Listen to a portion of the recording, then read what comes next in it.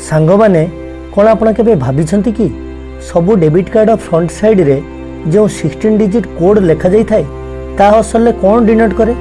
एही डिजिट तीनटा part divide होते। एही 16 डिजिट प्रथम डिजिट सही इंडस्ट्री को इंडिकेट करे जी एही कार्ड को इश्यू करिथाए। या को मेजर इंडस्ट्री आइडेंटिफायर भी कहा जाए। पुणी यही नंबर प्रथम 6 डिजिट बैंक आइडेंटिफिकेशन नंबर किंबा इश्यूर आइडेंटिफिकेशन नंबर को आइडेंटिफाई करे। यही नंबर आमको सही कंपनी विषय जणाई थाए जी आमर कार्ड को इश्यू करिथाए।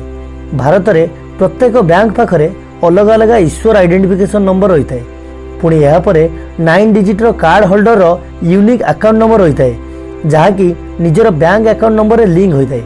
आउ जो लास्ट डिजिट होता है ताकू चेक डिजिट कह जाए जहाँकि कार्ड वैलिडेशन यूज करा जाए। अर्थात यह द्वारा कार्ड नंबर एक्यूरेसी चेक होता है।